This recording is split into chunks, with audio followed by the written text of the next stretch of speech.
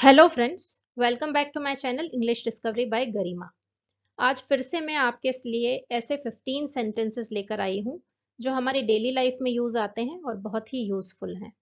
इन sentences को हम बहुत डिटेल में डिस्कस करेंगे और डिफिकल्ट वर्ड्स को भी समझेंगे। तो आइए स्टार्ट करते हैं।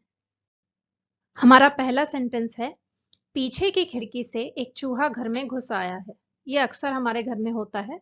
अब हमने यहाँ यूज किया है पीछे की खिड़की, तो उसे बोलते हैं बैक विंडो। अगर आगे की खिड़की लिखा होता तो हम यूज करते फ्रंट विंडो। तो आइए देखते हैं कैसे बोलना है। A rat has entered into the house through the back window. A rat has entered into the house through the back window. फिर है, इसने अनाज की बोरी को कुतर कर इसमें बड़ा सा छेद कर दिया है। It has nibbled the sack of grain and made a big hole in it. It has nibbled the sack of grain and made a big hole in it. Sack का मतलब है बोरी, grain का मतलब है अनाज और nibble का मतलब होता है छोटा छोटा टुकड़ा करके कुतरना, जो कि चूहे बहुत अच्छे से कर लेते हैं। तो करेक्ट होगा, It has nibbled the sack of grain and made a big hole in it. अगर कहना है अनाज छेद से नीचे गिर रहा है या बह रहा है और पूरे फर्श पर बिखर गया है या बिखरा हुआ है, तो हम कहेंगे the grain is spilling through the hole and scattered all over the floor. The grain is spilling through the hole and scattered all over the floor. यहाँ स्पिल होने का मतलब है गिरना, बहना। यहाँ अनाज है इसीलिए हम कह सकते हैं गिर गया है, गिर रहा है, स्पिलिंग। होल का मतलब छेद है, थ्रू द होल यानी छेद में से। स्कैटर होना, बिखरना, बिखरा हुआ है scattered. All over the floor यानी पूरे फर्श पर। इसीलिए इस सेंटेंस का फॉर्मेशन इस तरीके से किया गया है। नेक्स्ट देख लेते हैं। खिड़की बंद रखो वरना घर में और चूहे आ जाएंगे। तो हम कहेंगे keep the window closed, otherwise it will attract more mice into the house. Keep the window closed, otherwise it will attract more mice into the house. Keep the window closed यानी विंडो को बंद रखो। Otherwise का मतलब है वरना, अगर ऐसा नहीं करोगे तो ऐसा हो जाएगा। तो यानी अदरवाइज यानी वरना। माइस यानी चूहे, बहुत सारे चूहे, प्लूरल फॉर्म। एक को माउस कहते हैं और जब चूहे हो तो माइस बोलते हैं। जब भी हमारे घर में रैट्स की प्रॉब्लम हो जाए या फिर कॉकरोचेस हो जाएं बहुत ज़्यादा और वो कंट्रोल में ही ना आ पाए, तो हम कहते हैं कि प्रोफेशनल पेस्ट कंट्रोल सर्विसेज को कॉल कर लेते हैं। तो अगर हमें बोलना है कि पेस्ट कंट्रोल सर्विस को कॉल करके पूछो कि कब आ पाएंगे, तो इंग्लिश में हम कहेंगे please call the pest control service and ask them when they will be able to come. Please call the pest control service and ask them when they will be able to come. अगर कहना है मुझे कटे हुए तार और चबाई हुई भोजन के पैकेट मिले, जो कि होता ही है अगर आपके घर में चूहे हों, वो चबा ही जाते हैं बहुत सारी चीज़ों को, तार हो गया या खाने के पैकेट्स हो गए, वो कुछ नहीं छोड़ते। तो इसे इंग्लिश में बोलेंगे I found gnawed wires and chewed up food packets. I found gnawed wires and chewed up food packets. यहाँ gnaw, GNAW, उसका मतलब है दांत से काटना। ये सिनोनिम है निबल का, जो हमने प्रीवियस स्लाइड्स में देखा था। निबल यानी भी कुतरना ही होता है, नौ यानी भी कुतरना ही होता है, दांत से कुतरना। च्यूड अप यानी चबाया हुआ, जो चूहे ने चबा लिया है या कुतर दिया है। सेम वर्ड्स हैं ये, सबके मीनिंग ऑलमोस्ट सेम ही है। हमारे किचन में अक्सर होता है कि हम दूध को गर्म होने के लिए रखते हैं, फिर भूल जाते हैं और वो उफन कर गिर जाता है। तो कहना है मैंने तुमसे कहा था कि दूध पर नजर रखना, देखो उफन कर गिर गया ना।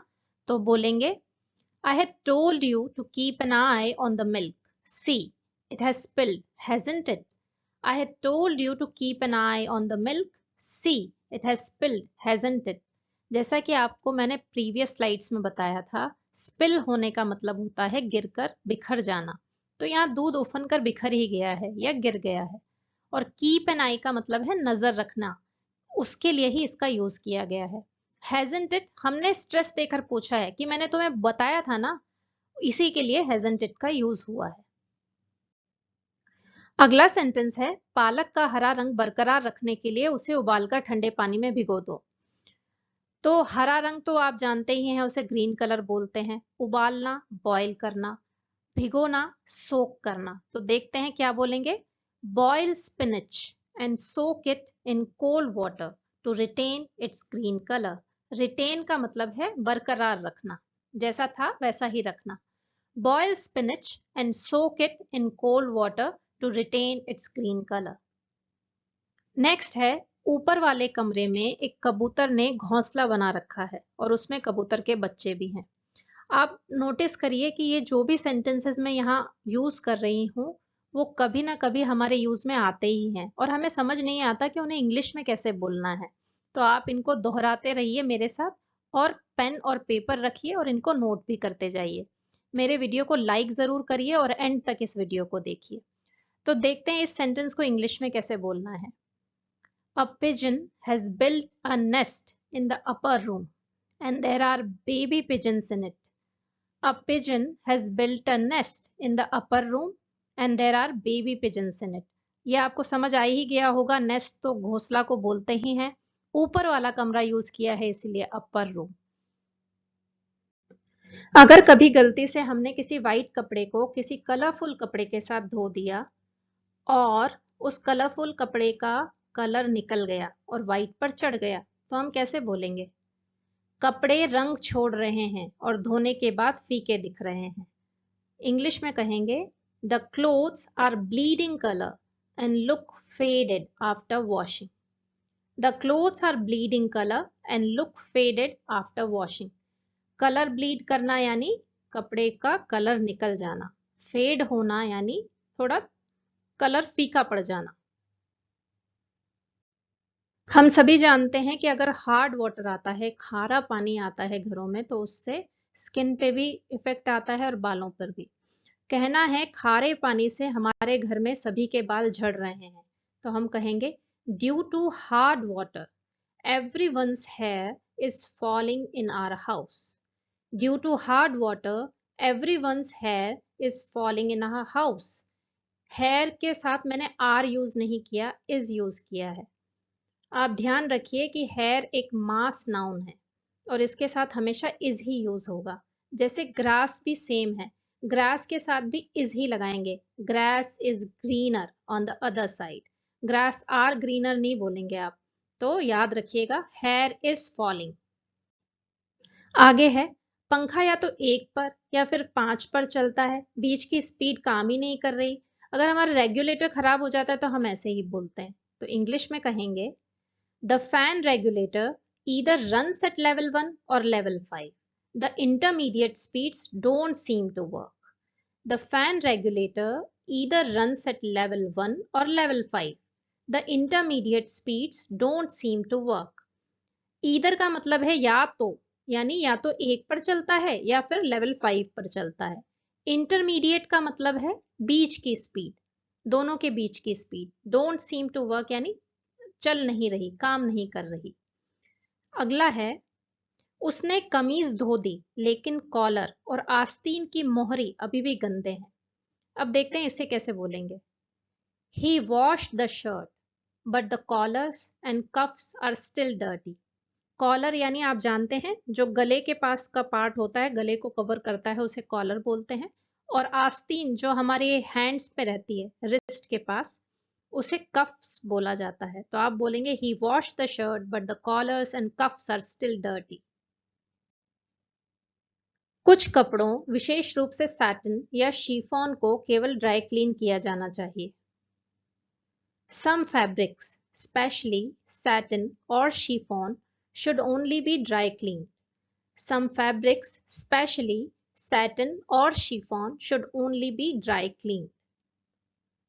नेक्स्ट है, मैंने सफेद कपड़ों को सफेद करने के लिए ब्लीच का इस्तेमाल किया लेकिन कपड़ा खराब हो गया। तो हम बोलेंगे I used bleach to whiten white clothes but the fabric got damaged.